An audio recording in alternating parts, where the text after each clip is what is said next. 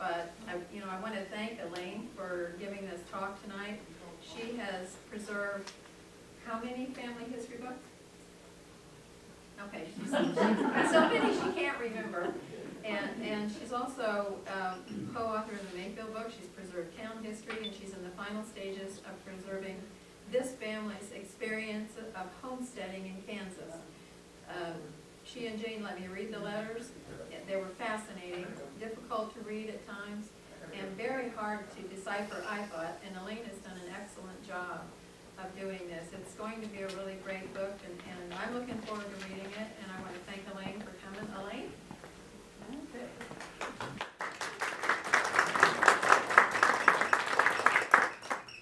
Okay, the Prairie Letters is what we've called this project from the beginning, and they have, most of the letters were written between 1870 and 1898.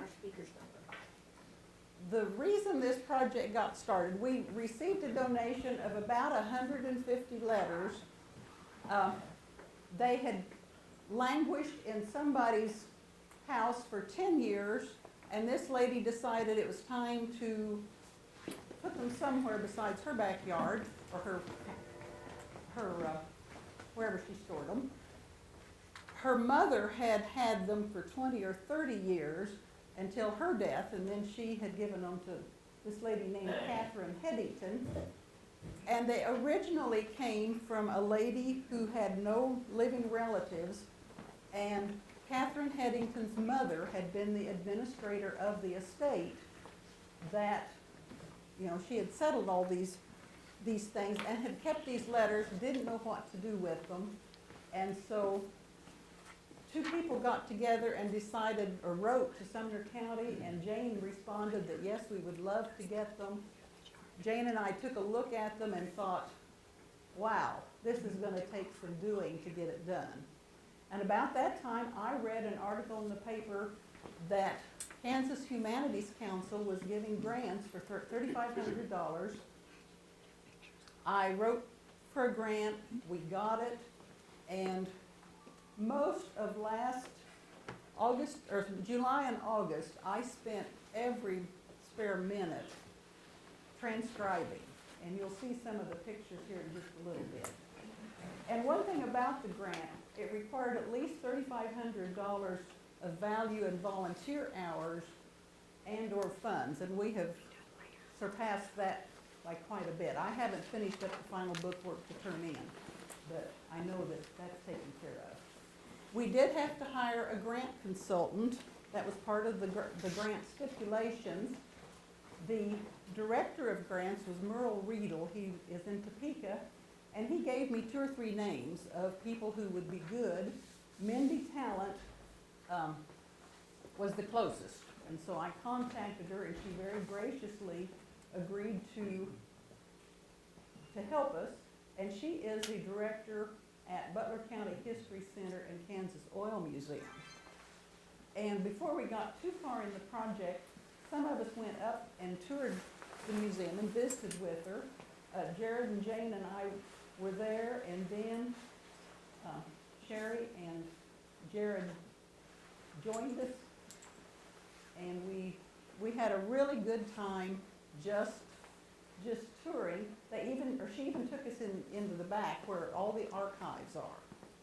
And I didn't realize archiving was such a detailed process, but we learned a lot up there, and learned a lot about how to handle the letters so that they wouldn't deteriorate any further.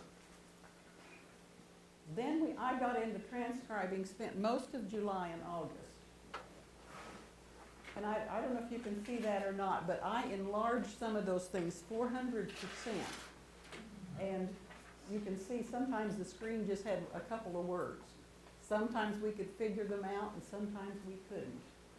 A few of you got emails saying, do you have any idea what this is trying to say? And I spent a lot of time with the magnifying glass. When we got done, and one thing about the letters, it would go from the beginning to the end with no capitalization, no punctuation, no paragraphing.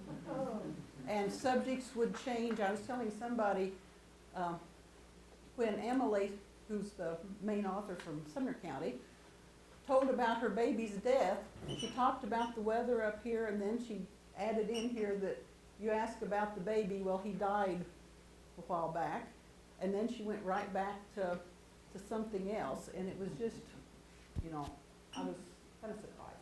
Anyway, Jane added a lot of punctuation so that in the final book, there will be punctuation just to make it readable. You wouldn't believe how a dangling participle that sometimes you don't know which end of the sentence to stick something. And then a part of the grant was getting archival material for these letters, and that was one thing the grant consultant helped me locate. The company told me what things I needed to get, and then Jane and I put the original letters in the archival boxes, and notice we wore the little white gloves like we were supposed to. And then we had to do it all over again, because when I told the grant consultant how we had put them in, she says, oh, that's not the way you do it. So we had left them in the archival cover sheets that we thought looked like a nice way to leave them. And she says, oh no, you need to take each one out and put a sheet of typing paper in between each individual letter. And it did make sense, but it took a little more time, but we did that. And we wore the white gloves again. In October, that was our very first time to really show the project to the public. And I brought the display board up here, and it's on the coffee table if anybody wants to look later. And I had just copied some of the letters and told a little bit about it at that point. And the notebook is up here too. We scanned every single letter, and then we could put the letters away so that they would not be, get too much light, that sort of thing. And then as I finished the letter, I would tuck it in another sheet that was right beside it. Now, the publishing of a book is not part of the grant, but the officers decided they would like to have it professionally published. And I wrote down the target date for getting the final copy is February 2014. I think I'm actually going to get that in tomorrow or the next day.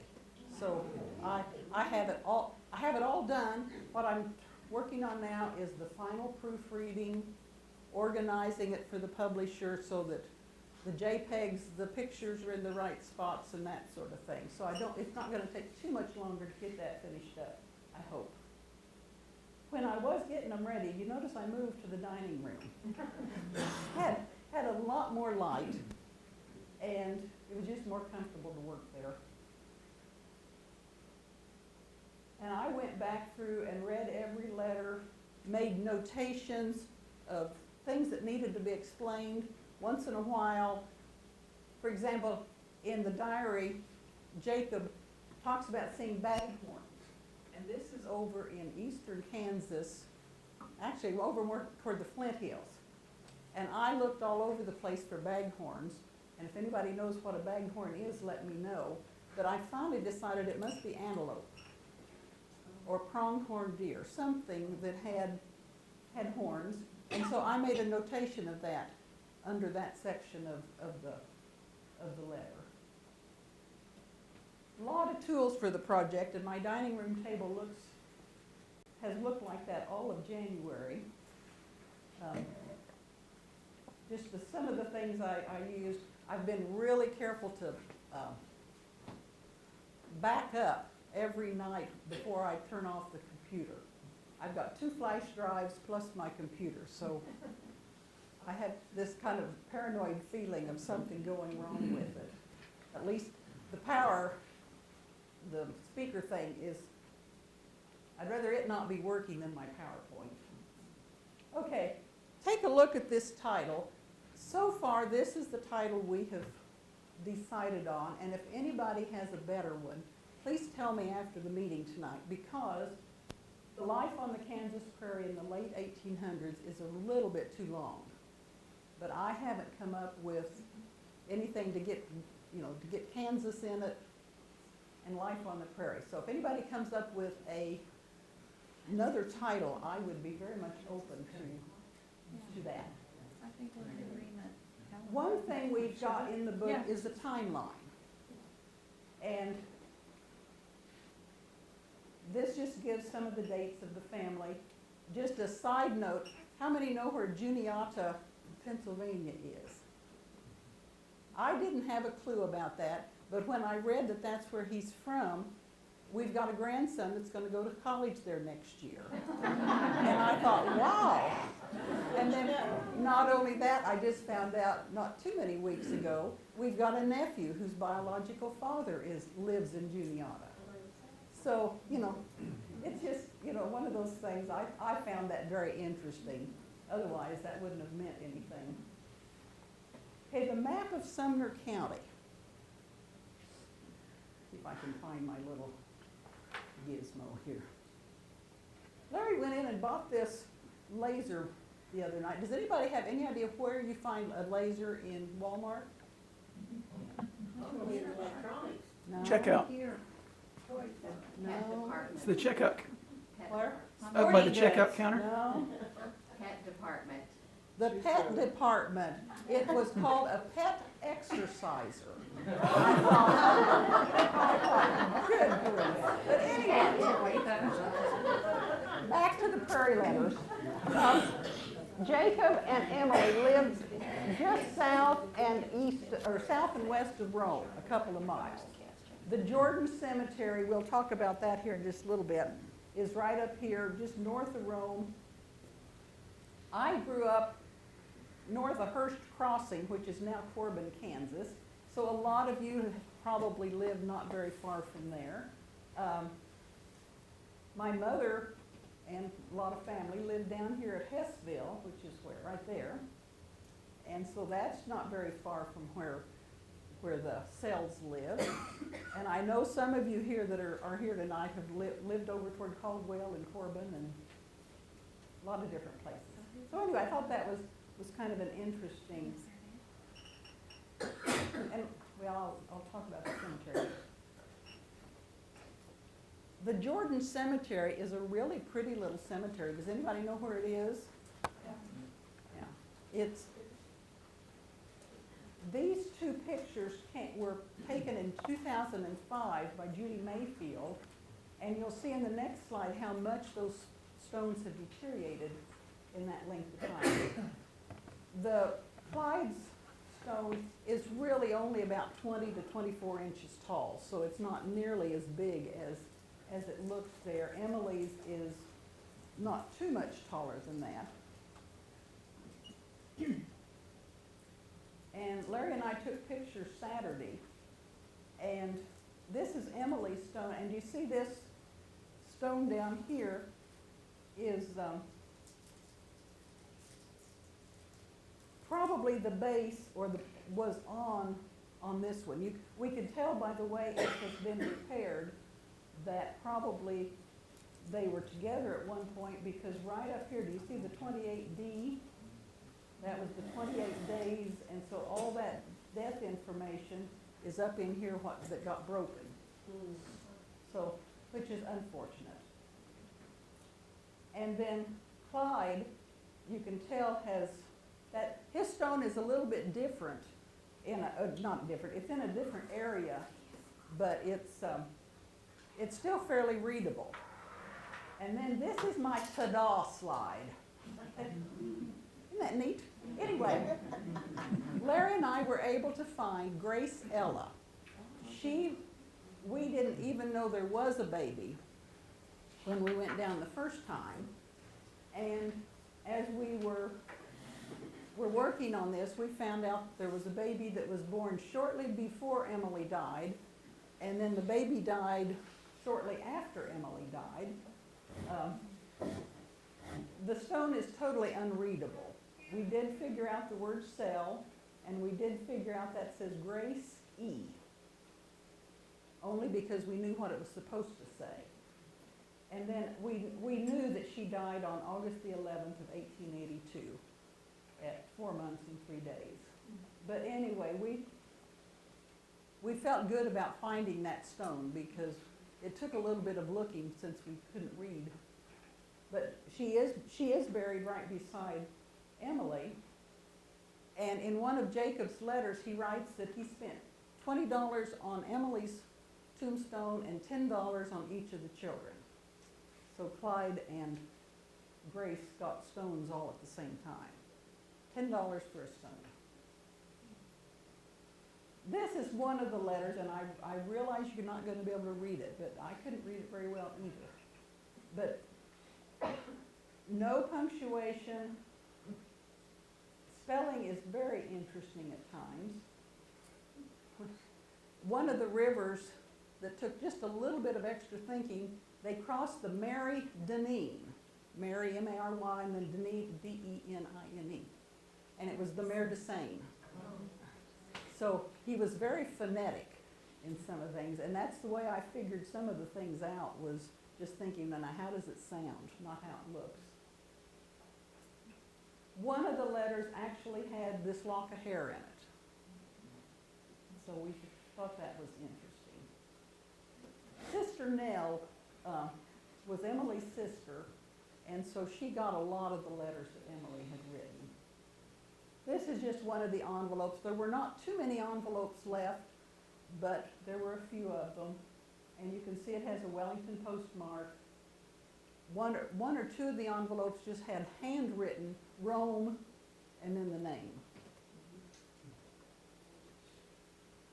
Most of the letters were in fairly good repair, which was fortunate.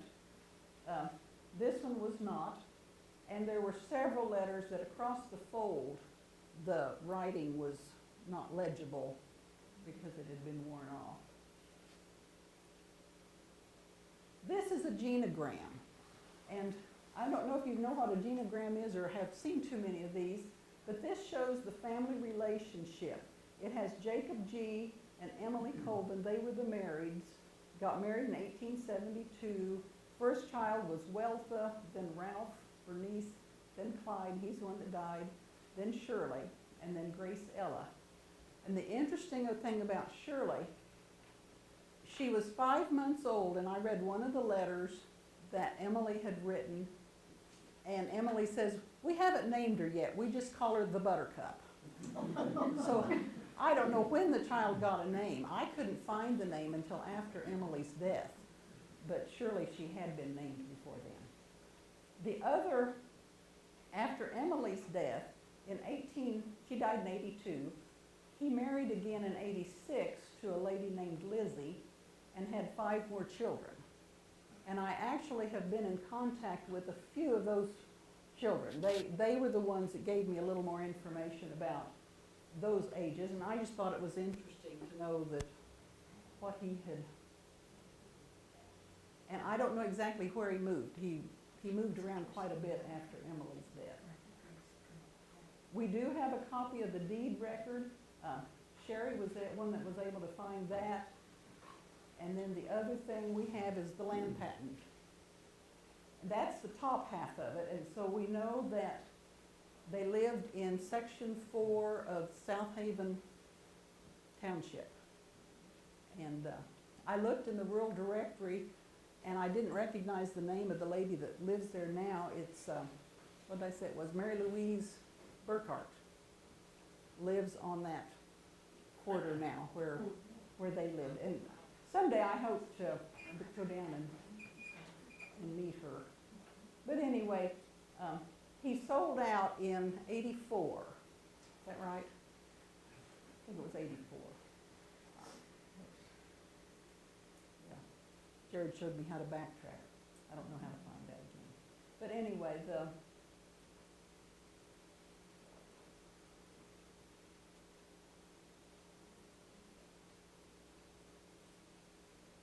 timeline. 84 was when he sold the land that he'd homesteaded, and he just proved it up in June of that year.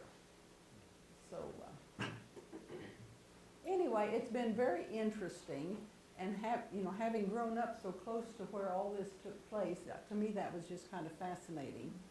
One of our sons thought I was silly for doing a bunch of letters from dead people that we weren't even related to.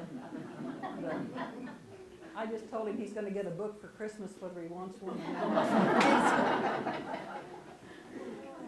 Okay, are there any questions? Oh, the books, if I get it submitted this week, they should be back. He said it would take about 6 weeks to get it published. So my aim is to have them back for the March meeting.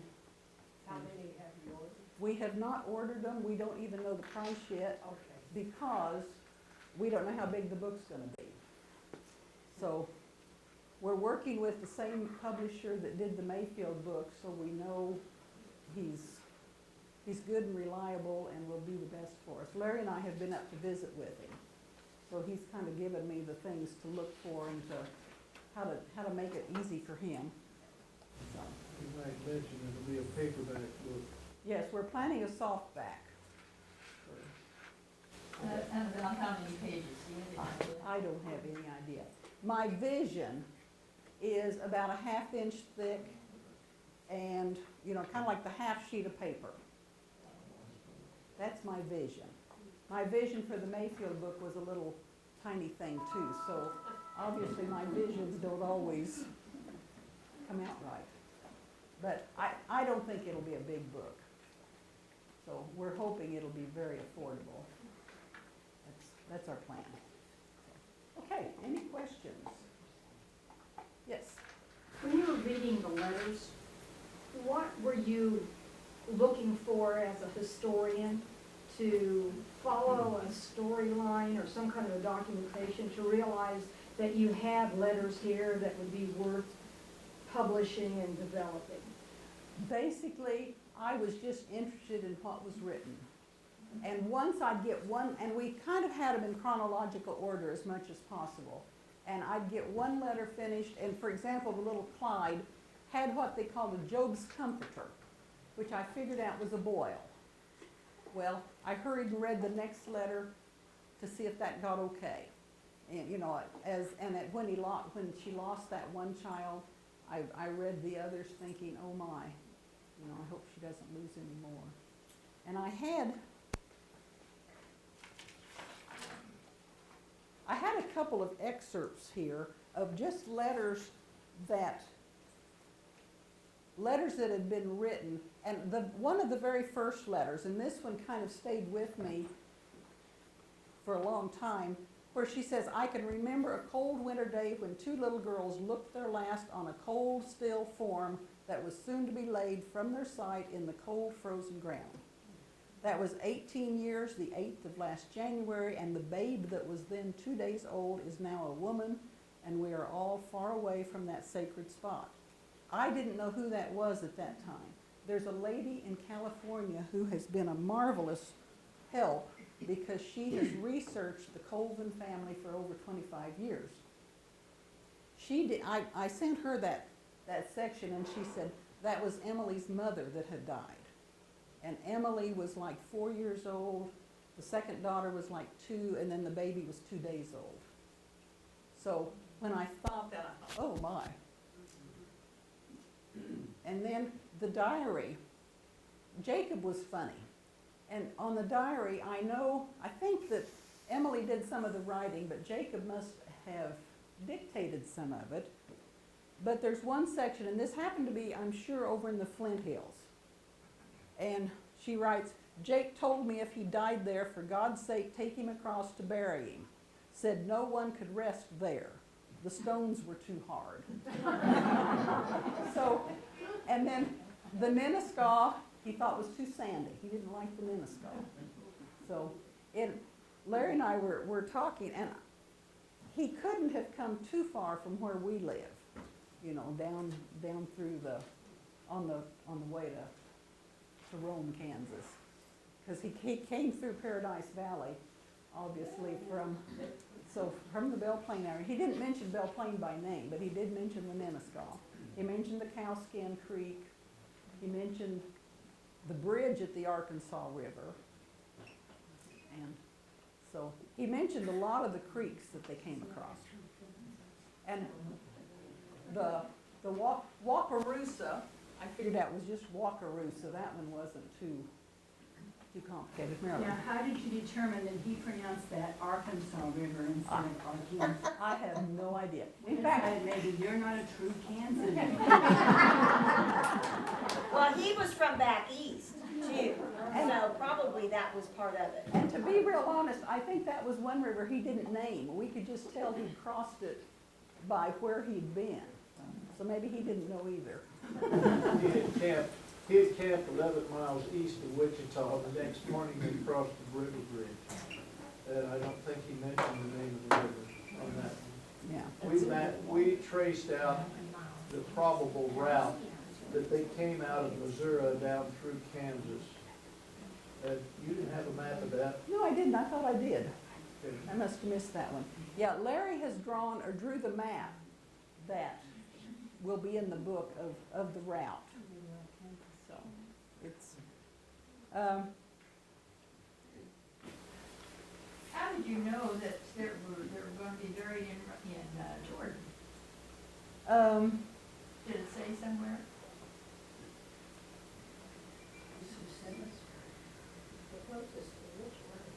I'm not real sure.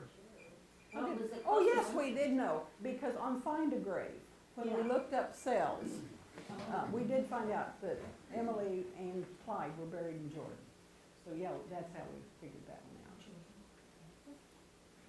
And when they got to Rome, Kansas, and sometimes I got a little aggravated with Jacob. It didn't seem like he planned ahead very well. But they didn't have a place to live, and they couldn't find, if they'd had a lot of money, they could have bought a claim, but there were no homestead claims left. But he did find an empty house that somebody had left, and so anybody could jump it. And so he moved his family into this 10 by 12 foot shanty. Can you imagine living? At that point, they had 3 children, and they added little Clyde within a year after they moved here. So, 10 foot by 12. I looked at the dining room where I did my final typing, and I thought, that's littler than this dining room is. Set their furniture out at night They on the walls. if they even had furniture. They had benches or something. Yeah. So anyway, she didn't ever really complain a lot, other than in one letter she says, Jacob was gone because he traveled quite a bit and he did a lot of hauling and that sort of thing. And she said, I'm monarch of all I survey, which isn't much. So. And then another letter, she says, I've been trying to kill bed bugs all day. And I thought, oh my. By the way, this country produced more bed bugs, fleas, mouseketeers, and other kinds of bugs than any other place in creation. So, and then they had a hailstorm, and she talked about it playing smash with the windows, which I thought was an interesting thing. Their diet was not good. She mentions in one time that they're not doing well because they're getting tired of just eating meat and bread. He would haul stuff and trade for flour, and they had their own pigs. But their vegetable gardens, just like in this year, their vegetable garden got hailed out. And so they got a few potatoes, and so meat and bread and potatoes was what they pretty well lived on. And, you know, that's not gonna make for healthy children. Oh, do I have time for one more? Yeah. This one, she's writing to her sister, and I'm glad Dolores Carr's not here. She might be upset with this statement. It says, I almost forgot to tell you, women can vote on school matters in Kansas, and we are in a new district organized last spring, and they were squabbling over the schoolhouse site, and the women all voted. You have no idea how supremely ridiculous women's rights looks. Practically illustrated, just imagine if you can, 6 or 7 women, each with baby on her lap, sitting around, and that was in quotes, taking mental notes of each other's personal get-up and keeping a weather eye on the masculine portion of the assemblage. And then, after the head of the family gets them a ticket, going up with baby slung over one arm and putting in your vote. And worse than that, we got beat on the schoolhouse vote. So, you know, I guess all women were not for the voting as much as I thought they surely had been, so. Well, you know, I know where Mary Louise Burkhart lives, and just half a mile north or a quarter of a mile north at that corner was the schoolhouse. But in the beginning, the schoolhouse was built over in the middle of the section, and everybody thought that it should be moved over here to where the four roads would meet. But everybody else said no, they wanted to leave it. So they moved it in the dark. And so it was there, and the next morning it was over. How funny. Now that's where my family, my Walter family, came and settled there north of South Haven, just a mile from that schoolhouse. Okay, I know when they lived there, there was no schoolhouse because she comments that the children couldn't go to school because it was too far. And Jacob kept saying, we're gonna get a schoolhouse, and so eventually that may be the one that, because he actually, It was Illinois Schoolhouse, because at that time, all of the people coming was from Illinois. They had come and they sat back and said, this is where we want to be, and so there was a bunch of people come, and so they named that the Illinois Schoolhouse. interesting. Well, there's an Illinois township too, isn't there, in that area? It's up north. Is it up north? Yeah. Okay. Just remembered seeing one. Okay, any other comments or questions? So Elaine, how did Pennsylvania and Rhode Island meet to get married? You know, I've wondered that myself. They got married in Missouri, so Both families must have been traveling then. they must have moved. But I do know Rhode Island, her family, almost all was still in Rhode Island, and a lot of them were in, is it Caldwell, Missouri, or Caldwell County, Missouri? Caldwell County. Caldwell County, it was Kingston, that was the name of the town. And so, a lot of these letters were addressed to Kingston. So, The route we drew came from Kingston, Missouri down to Rome. Yeah. Rita, No, that would be a good basis for a movie. I'm not gonna write one. It would be, because they went through a lot to survive.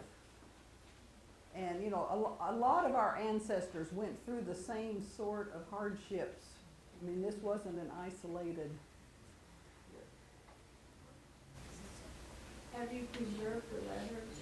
Yes, the letters are at the center, in the dark, in archival boxes with archival typing paper between each sheet. So, nobody, they're not gonna be out on display. This book over here has a scanned copy of every letter.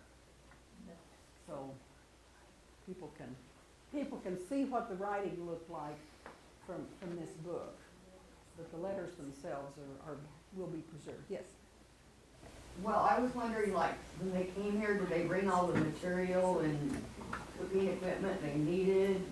Or does it talk of any storage clothes? They did not talk a lot about what they traveled in, other than we figure it was a covered wagon, and they must have had 4 horses.